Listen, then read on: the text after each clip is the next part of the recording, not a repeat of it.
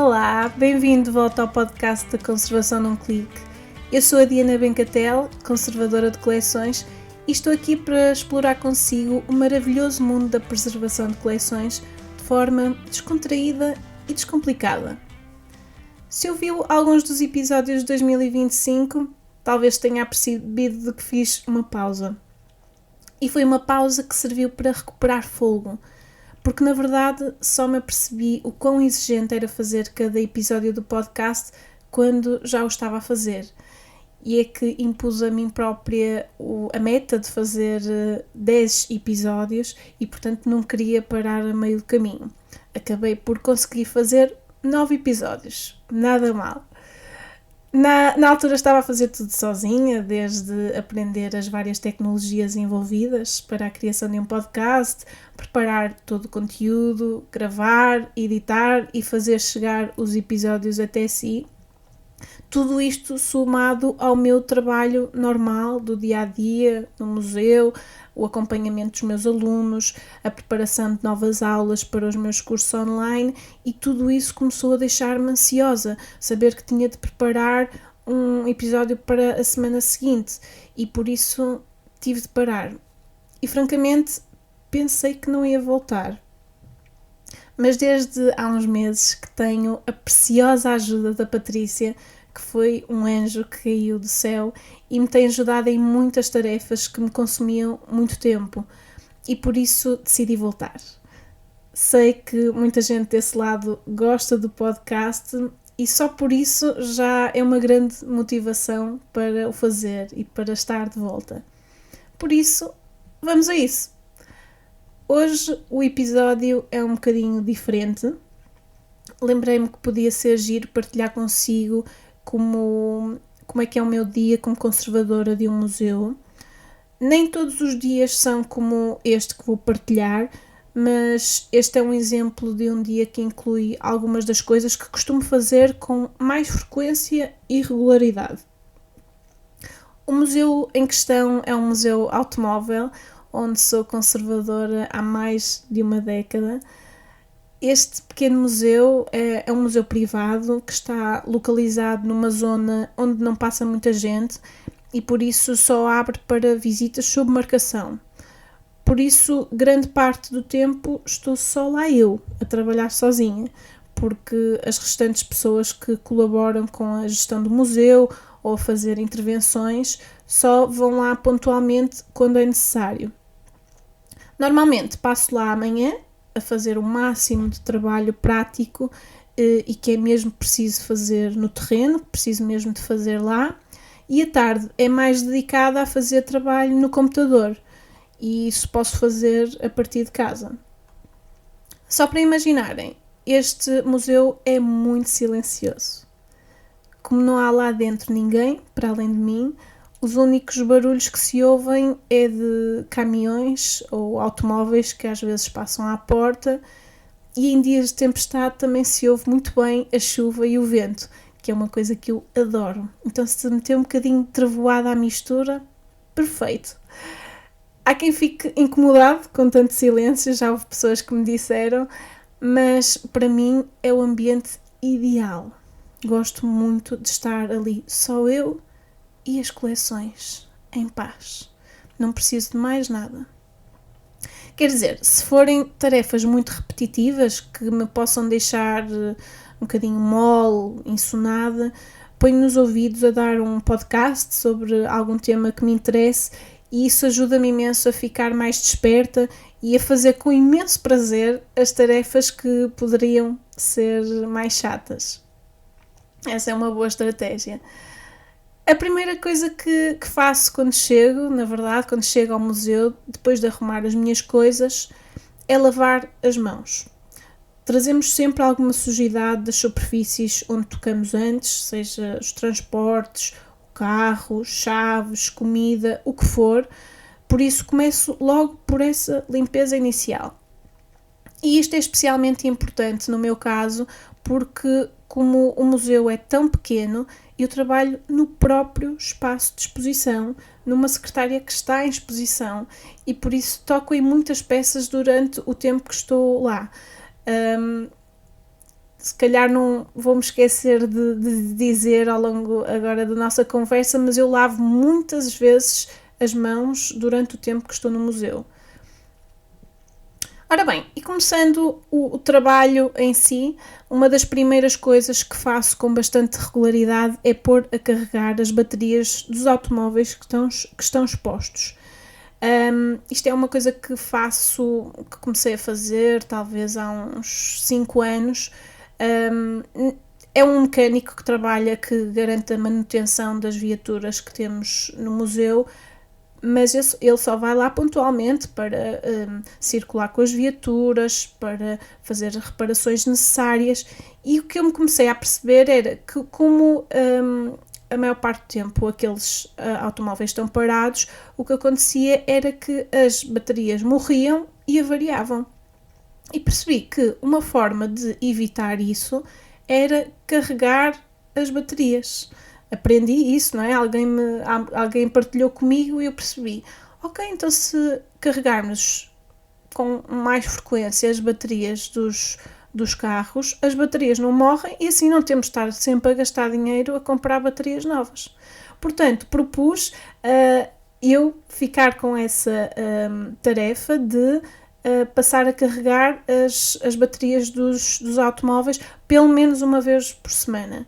Portanto, eu chego ao museu e ponho a carregar 6 a 8 baterias de carros. Nós temos cerca de 10, portanto, às vezes há baterias que carregam mais rápido e dá para mudar os carregadores para outros automóveis e, portanto, muitas vezes consigo carregar as baterias de todos os automóveis.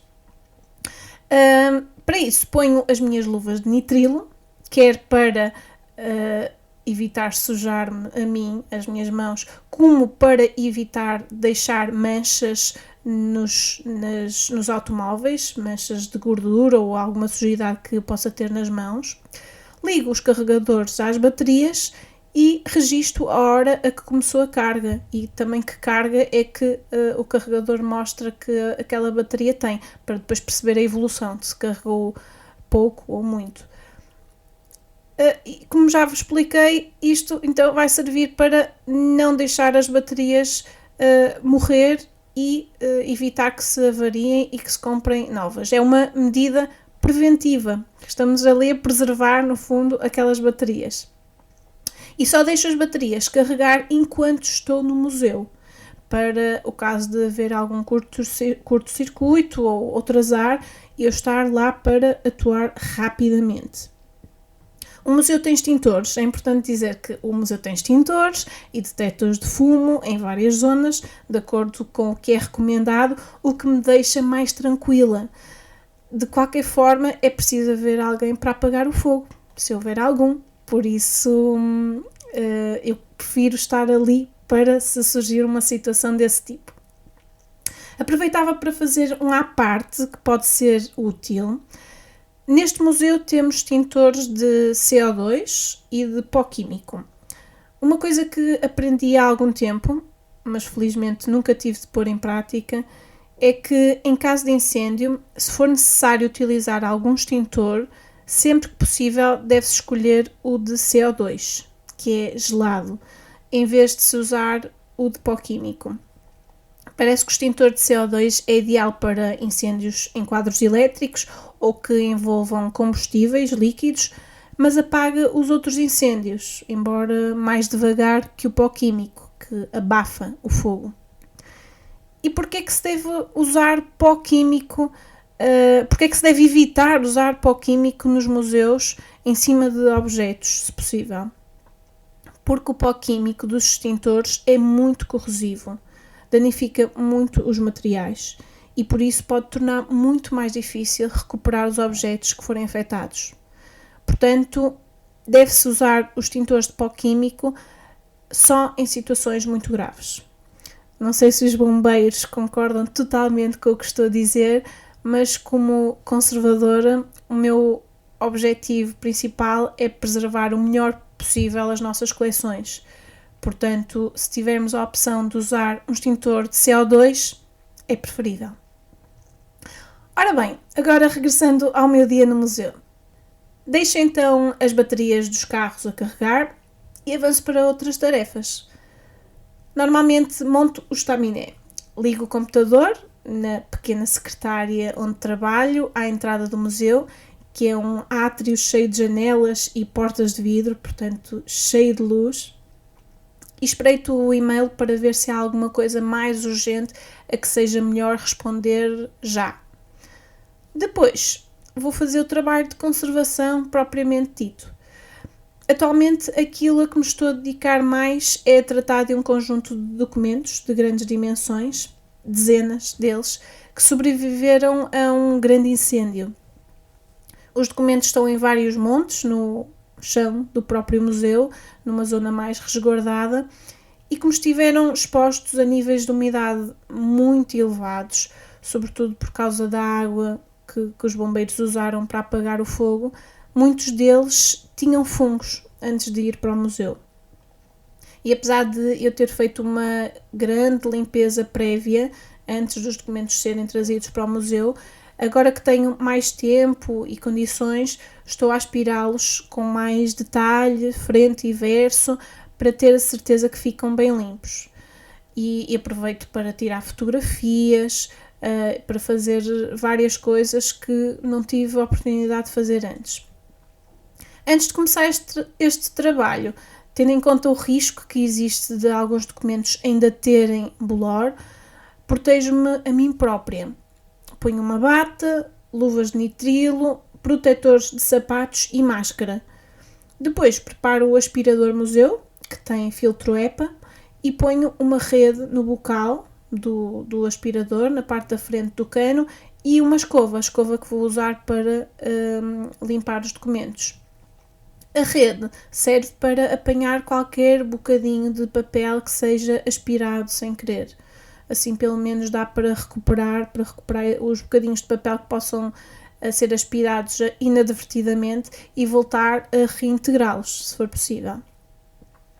E pronto, aproveito que estou equipada e fico ali algumas horas a aspirar, a tirar fotografias ao processo, tirar clipes, a colocar pesos sobre algumas zonas que estejam dobradas ou amassadas e outras coisas que surjam entretanto, que seja necessário fazer.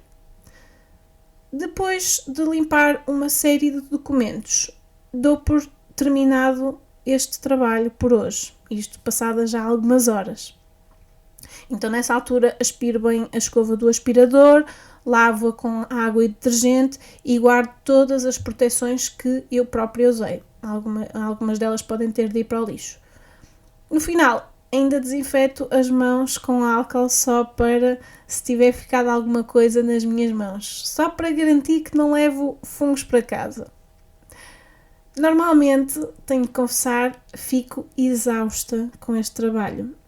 É fisicamente muito puxado, porque é muito tempo ali em posições que não são as ideais, ali toda, com aquelas proteções todas, depois a respirar com a máscara, os óculos ficam embaciados, para além de não poder respirar tão à vontade.